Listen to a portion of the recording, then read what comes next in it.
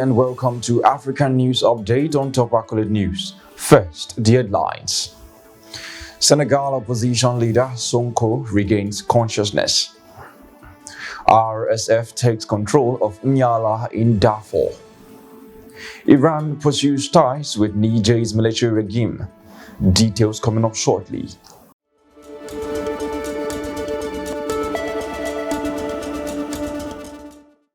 In politics, Senegal opposition leader Sonko regains consciousness. A prominent opposition figure in Senegal, Ousmane Sonko, who has been on a hunger strike, has regained consciousness after falling into a coma on Monday, according to one of his lawyers. However, despite regaining consciousness, he remains in a critical state and is described as very weak. Sonko has been entangled in a series of legal battles over the past 2 years, which have raised concerns about political freedoms and rights in the country. Sonko's legal troubles began in June when he went on a trial for rape, but was later acquitted on that charge.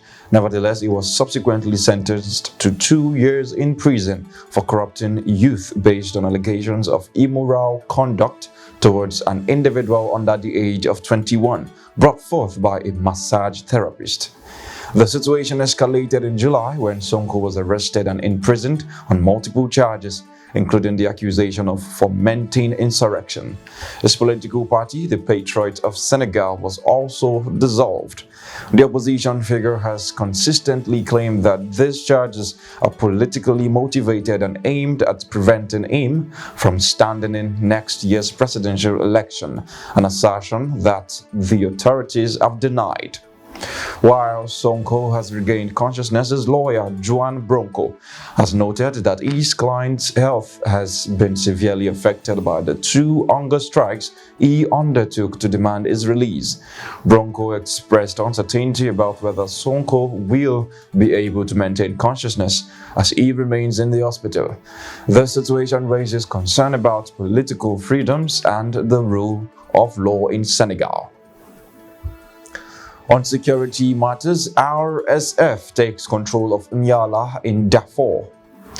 Sudan is witnessing a significant development as the paramilitary Rapid Support Forces (RSF) have taken control of Nyala, the second largest city in Darfur.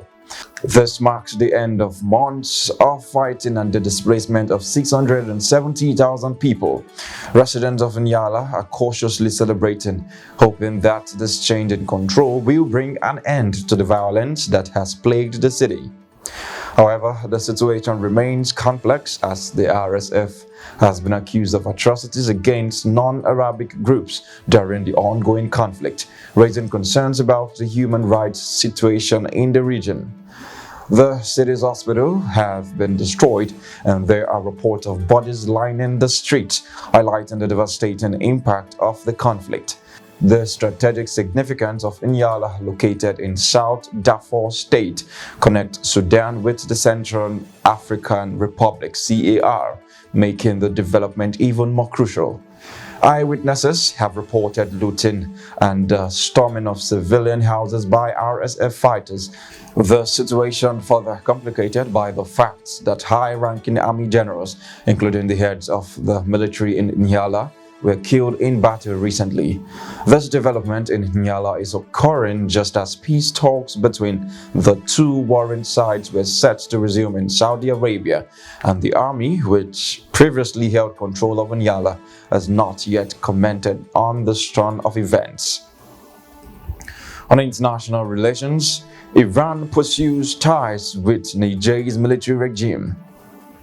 Iran expresses its readiness to cooperate with Niger in economically beneficial areas. This announcement comes following a meeting between Iran's President Abraham Raisi and Bakary Yaou Sangaré, who assumed the role of Niger's foreign affairs minister after the military coup in July. President Raisi commended Niger for its desire for independence and its resistance against European policies, emphasizing that this signals Africans' transition from colonialism. Niger now joins a growing list of African countries that Iran has sought to engage with, as it aims to end its international isolation. This diplomatic outreach is part of Iran's strategy to strengthen relationships across the African continent.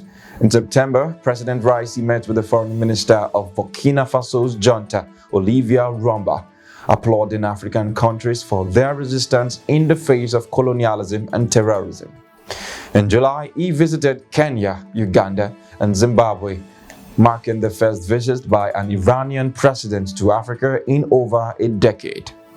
This development underscores Iran's efforts to expand its influence and partnerships in Africa and address its international isolation.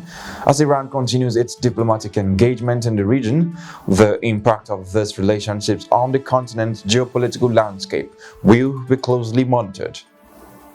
You are watching the news on Top Akoli News. Do stay with us. Still to come.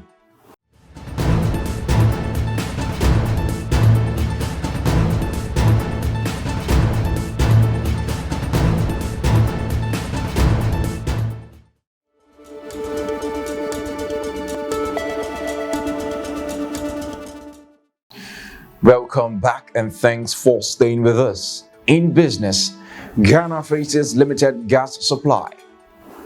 Ghana is facing a severe power crisis as a limited gas supply has triggered a nationwide power outage, plunging most parts of the country into darkness. The Ghana Grid Company Limited, GridCo, reports a substantial supply gap of 550 MW during peak hours at the Tema power plant near the capital, Accra. This major outage commenced on a Thursday evening and adds to the challenges facing Ghana. A study in June had already warned that the country's energy provision was critically unhealthy and moving towards a power crisis. The situation has been exacerbated by financial distress, and in July, independent power producers threatened to halt operations due to arrears owed by the state-run Electricity Company of Ghana. GridCo, the power operator, has expressed its regret for the inconvenience caused to consumers in some parts of Ghana due to the limited gas supply at the Tema power plant. However, the firm did not provide specific details on the cause of the gas supply or the expected duration for the resumption of normal supplies. The current crisis further underscores the need for sustainable and reliable energy solutions in the country. The situation is a cause for concern, and it remains to be seen how the government and stakeholders will address the power supply problem and its implications for the nation's economy and daily life. In sports, South Africa versus New Zealand in Rugby World Cup final. South Africa's Siya Kolisi, the Springboks captain, describes the upcoming Rugby World Cup final against New Zealand as the biggest game of our lifetime. New Zealand and South Africa have a rich history in rugby, consistently dominating the sport at the highest level for decades. Since 2007, either the All Blacks or the Springboks have clinched the Rugby World Cup. With 3 titles each and the last 4 championships between them, they are undoubtedly the giants of world rugby. This Saturday's match is not just the trophy, it's also about settling the debate of which nation deserves the title of the undisputed #1 rugby nation.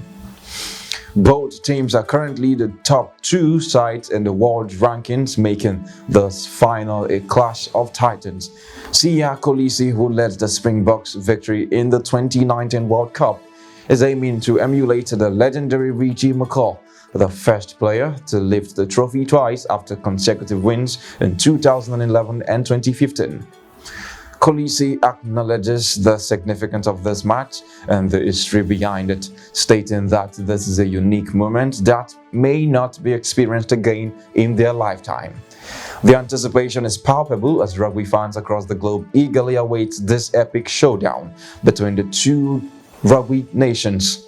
It's not just a game, it is a historic battle between the best to see who emerges victorious. That concludes today's African News Update. Stay tuned for more updates and other stories from across the continent. Thanks for joining us. I am Jonathan Poway. Stay informed and stay connected with us on all our social media handles. Do have a wonderful day.